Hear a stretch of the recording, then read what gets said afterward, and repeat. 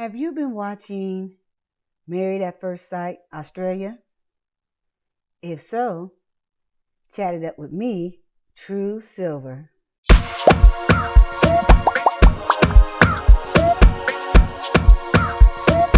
Louisa.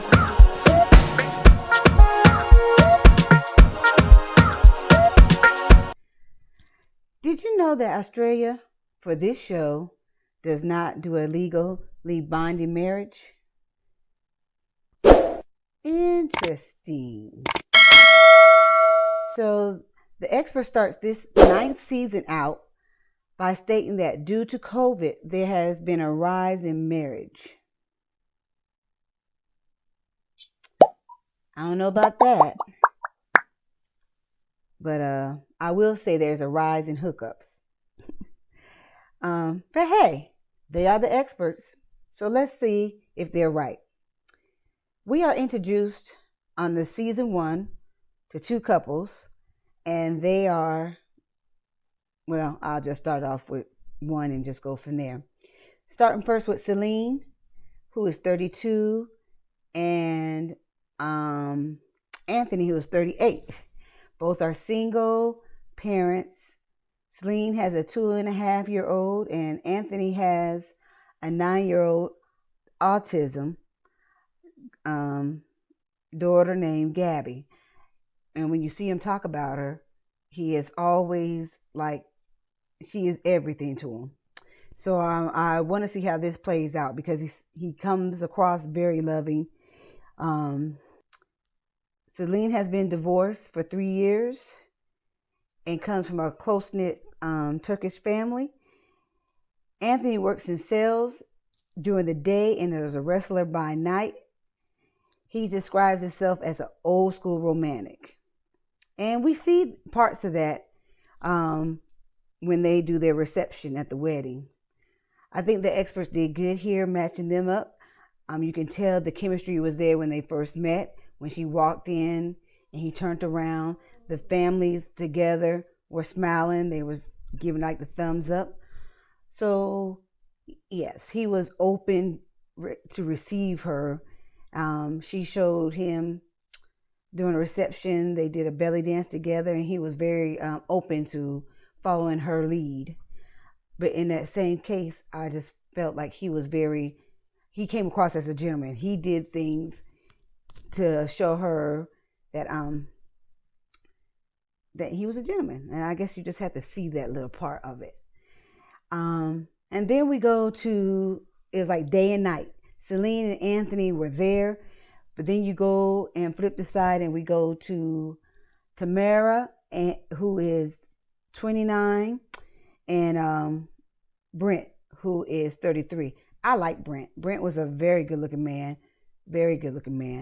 And yeah, this one is going to be interesting because the experts give her what she wanted to us. Well, they gave her what she wanted, but she is not someone who listens. It's like she knows it all, and it's either her way or no way. And you can tell that because her girlfriend that was there, I don't know what the girlfriend was there for, because she didn't give no input, and she just, when she did, it was in agreement with what Tamara was saying.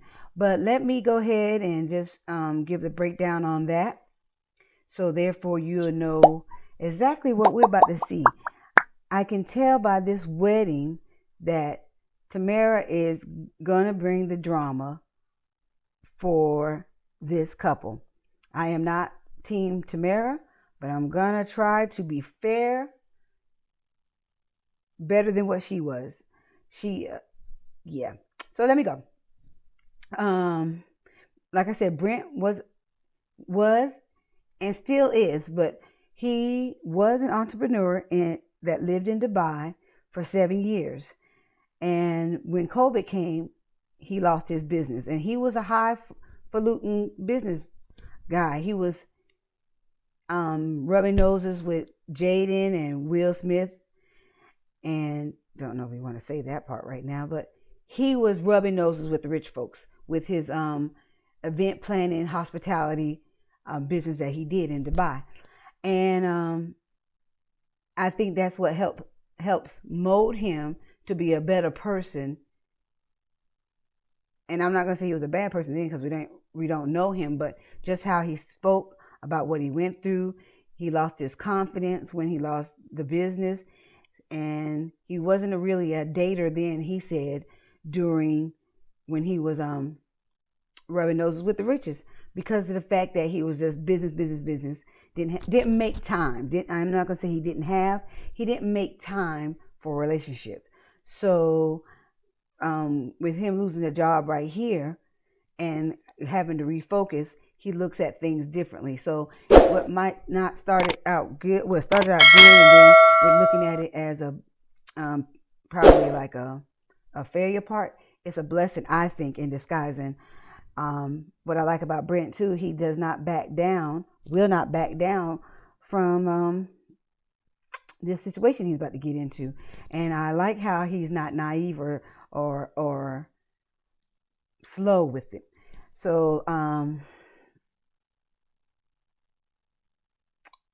from, like I said, from that, I think it made him humble, and he thinks things through and is not as judgmental as his wife, Tamara. Now the first thing when she walked in there, all she kept saying is, he better look good. He better have a list. She had a list.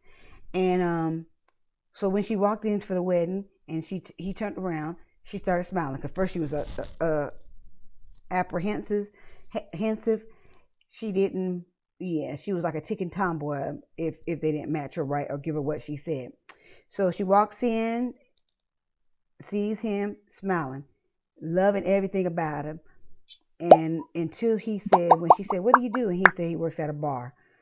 Baby, if I can tell you that her face cracked. Because she was like, in her mind, you could just see it turning, because she wasn't smiling anymore. She was just looking like, and she didn't ask why he worked at a bar. She just started judging.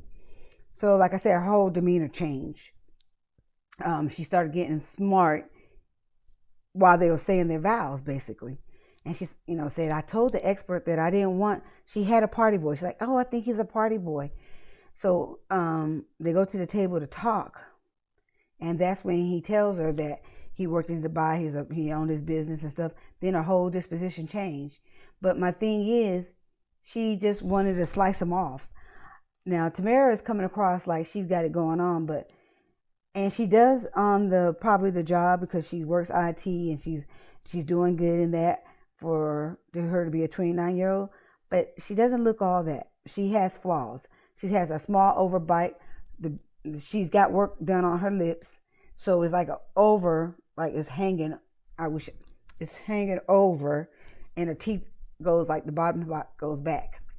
Then her nose is broke or crooked. And so she ain't looking at that part. She just thinks she's well put together, and she keeps yes men around her, because that girlfriend of hers was sorry. She didn't. Levi was very protective of Brent, so when she started correcting him, because they was eating at the table, and he's right-handed, so he was eating with his right hand in the with the food, and she's gonna get on him about etiquette and say he was just stabbing. So she said, you need to do the left hand. He's like, no, I'm gonna eat the way I want to eat. And is at this point in time that she kept reiterating that she wears the pants in this relationship. And I'm thinking, girl, if you've been taking that take on everything, don't you think that the way you've been thinking is why you're single now? Because a true man is not going to let you run things. And you don't, she was judging him thinking that he didn't have no money, or like I said, she talked down on real, if you worked in a retail business, because he said, what about if I worked in a toy store? And she said, well, you don't have no ambition, and I don't want to put up with that. You didn't even ask if the family owned the toy store business, and that's why he was working in it. You just made an assumption. And Levi was looking at him like, so that's beneath you? She's like, well, it's not going in the way the way I envision and where I want to go at. So like I said, she started correcting him on how he eats, saying that when they was cutting the cake, they couldn't cut the cake. Like you can see they was fighting over the hand placement. So where the man would usually hold the knife and the woman have it on top, she made it a point to put her hand on top of his, and they couldn't get the cake cut. And she looked at the knife and said, "You handed it to me wrong." And he just looked at her. And so from there, she just wanted to be very dogmatic of saying, "You handed this, why don't you just say you're wrong? You handed it to me wrong." She was trying to control the narrative of making him do what she wanted him to do. She was just rubbing me the wrong way. I was mad at the experts because I was saying, you really think he deserves this? Even if he has the entrepreneur vision and goals the way that she wanted, her whole attitude and disposition is very, very ugly. She's very snobby. And I commend Brent because he's like, yeah, he said, I don't mind a woman, taking charge. And he said, I can listen. But her whole demeanor is like, I talk, you listen. And if it's not, then she don't want to be bothered with you. And I commend him because he said, I'm going to give her, pretty much he's going to give her enough to hang herself. So he's letting it be known, I don't mind listening to a certain extent, but you're not going to tell me what to do. And his whole thing was, okay, where can we compromise at? She wasn't trying to hear it. So I wasn't feeling this. So I know from the drama of that it's going to be a tug of war thing. When he gets tired of it, and he's going to get tired of it because it's going to get old. It got old in this first segment of it to me. So if it got to me, I was like, unless you just want to be on TV. But yeah. So that was pretty much it. She is dead set on making him, emasculating him. And even though he's a gentleman and was raised right, I don't think it's not going to go. He's trying to give it a benefit of the doubt and say, hey, let's compromise, but she's not trying to hear it. So from there, we'll see. So that was it for this first season. I look forward to seeing your comments below there. And I hope that you took the time to like, hit the bell button, and subscribe. Because I want to hear from you, and I look forward to talking to you again. So I hope you enjoyed this first season, season 9, episode 1 of Married at First Sight Australia. And we'll look forward to the second one coming. And this is your girl, True Silver, where chatted up with who? True Silver. Subscribe. Louisa.